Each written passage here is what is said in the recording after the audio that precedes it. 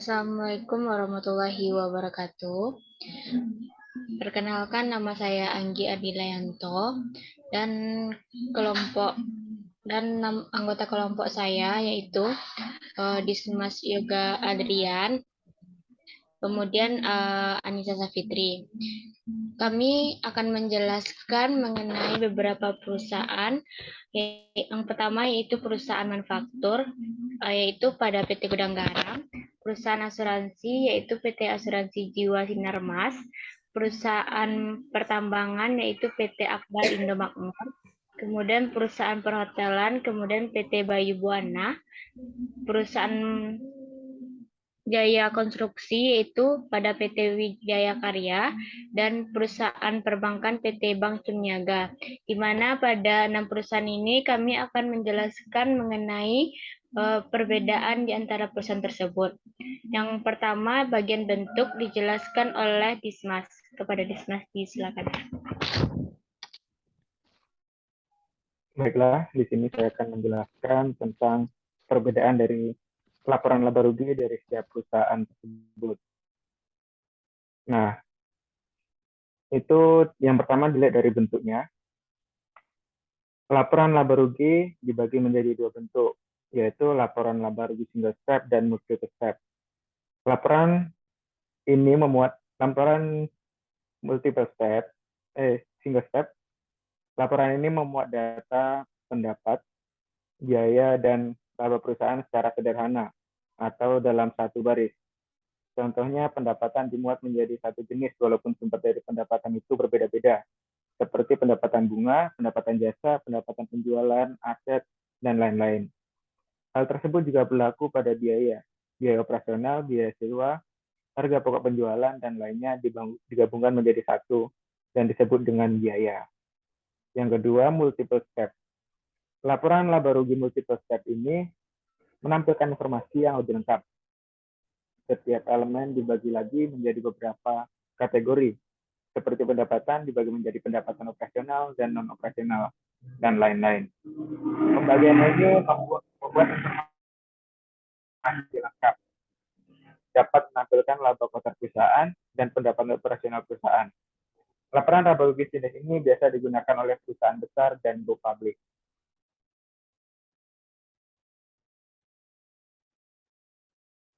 Berikut ini adalah perbedaan laporan laba rugi di setiap perusahaan dilihat dari bentuknya. Yang pertama itu ada PT Gudang Garam yang menggunakan bentuk multiple step. Yang selanjutnya PT Asuransi Jiwa Sinarmas yang menggunakan single step. PT Akbar Indo Makmur menggunakan multiple step. PT Bayu Buana multiple step. PT Wijaya Karya multiple step. Dan PT Bank CMB Niaga multiple step. Sekian dari saya, terima kasih. Saya kembalikan kepada moderator.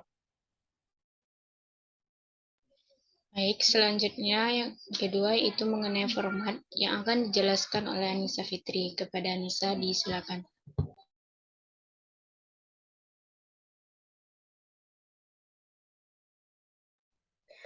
Baik, di sini saya akan membedakan perbedaan laporan laba rugi dari beberapa perusahaan berdasarkan formatnya.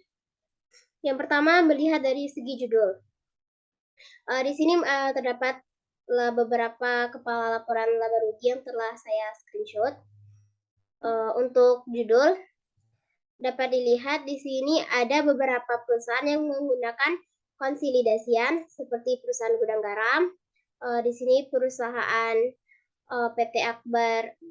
Di sini ada perusahaan Bayu Buana, perusahaan asuransi jiwa, lalu perusahaan Wijaya Karya yang juga menggunakan konsolidasian, dan perusahaan CMB Niaga. Namun ada satu perusahaan yang tidak menggunakan konsolidasian, yaitu perusahaan PT Akbar Indo Makmur. Nah, selanjutnya yaitu dilihat dari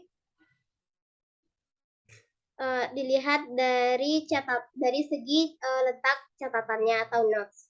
Beberapa perusahaan ada yang meletakkan catatan atau notes ini di bagian sebelah kiri, seperti Gudang Garam PT Akbar Indomakmur, lalu ada PT Bayu Buana, PT CMB. Dapat kita lihat ya, ini CMB meletakkan notnya di sebelah kiri juga. Lalu PT Wijaya Karya. Dan tapi ada satu perusahaan yang membedakan di mana dia meletakkan catatan atau notes itu di tengah-tengah di antara tahun 2021 dan 2020. Lalu balik lagi dari segi judul lagi tadi, beberapa perusahaan ada yang menggabungkan antara judul berbahasa seperti PT Gudang Garam di sini, judul berbahasa Indonesianya langsung dibawa berbahasa Inggris. Sedangkan untuk PT Indomakmur, di sini dia tidak menggunakan penggunaan bahasa Inggris, hanya judul berbahasa Indonesia saja.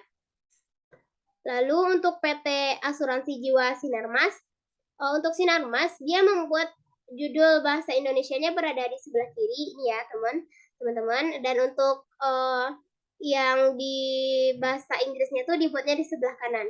Nah begitu juga dengan PT Bayu Buana, di mana bahasa Indonesianya di sebelah kiri dan untuk bahasa Inggris ada di sebelah kanan. Wijaya Karya juga seperti itu. Dan sedangkan untuk CMB Niaga sendiri, di sini dia memuat nama perusahaannya di tengah-tengah, nama judul laporan laba rugi yang bahasa Indonesia sebelah kiri, dan yang bahasa Inggrisnya tuh di sebelah kanan. Lalu kemudian kita dapat melihat dari penggunaan tahun pembandingnya. Di sini ini laporan laba rugi 2021 dan PT Gudang Garam menggunakan tahun pembanding 1 tahun sebelumnya yaitu tahun 2020. Sedangkan PT Indomakmur juga sama menggunakan tahun pembanding 2020. Dan untuk PT Asuransi Jiwa Sinarmas sama juga 2020. Begitu juga dengan Bayu Buana. Dan sedangkan untuk PT CMB Niaga dia menggunakan tahun pembandingnya itu 2 tahun sebelumnya, yaitu dapat dilihat di sini ya teman-teman, 2019 dan 2010. Dan 2020. Itulah merupakan perbedaan dari format-format laporan laba rugi yang ada di setiap perusahaan. Mungkin itu saja dari saya. Dikembalikan pada moderator.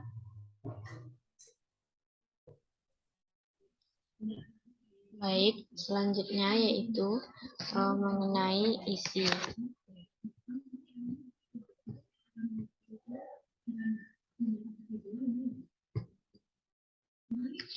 Mana pada isi laporan ini yang saya berikan highlight merupakan perbedaan dari beberapa perusahaan ini.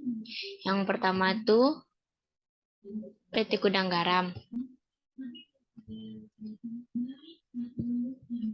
Pada PT Gudang Garam itu laba rugi atau kurs bersih. Terus pada beban terus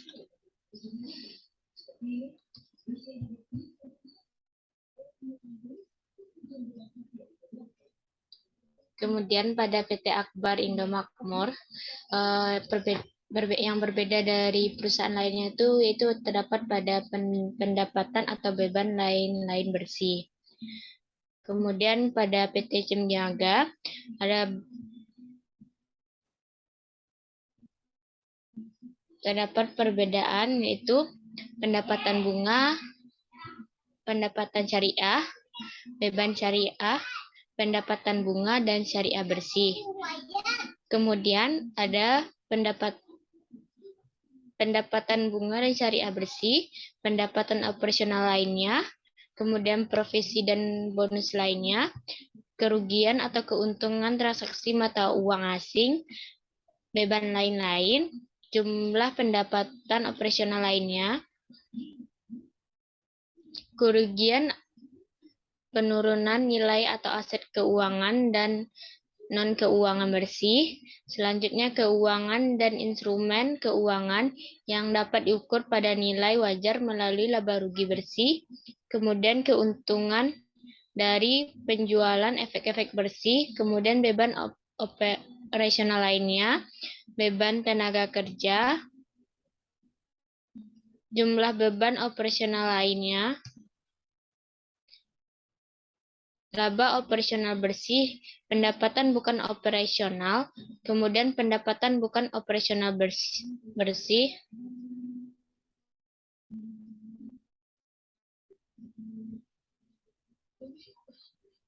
kemudian selisih penilaian kembali aset tetap.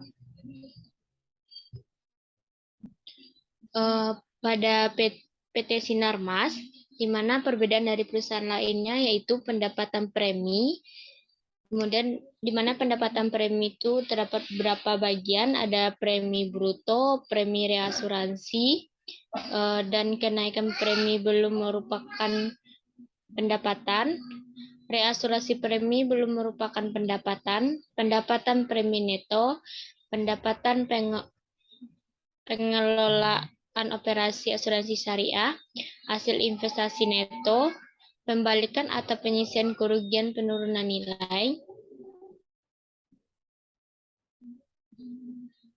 klaim dan manfaat, di mana pada klaim dan manfaat ini juga ada beberapa perbedaannya, yaitu klaim dan manfaat. Klaim reasuransi, kenaikan atau penurunan liabilitas, manfaat, polis, masa depan, dan estimasi liabilitas klaim. Ada unit link, ada posisi lain, kenaikan aset, reasuransi, liabilitas, manfaat, polisi, masa depan, klaim dan manfaat neto, ada beban akuisisi dan beban pemasaran. Kemudian ada total beban. Pada PT Bayu Buana, perbedaan dari beberapa perusahaan lainnya yaitu tidak ada karena semua isi akunnya sama dengan perusahaan-perusahaan lain. Kemudian pada PT Wijaya Karya ada beberapa perbedaan dari perusahaan lain, yaitu beban rugi entitas asosiasi dan beban laba entitas ventura bersama.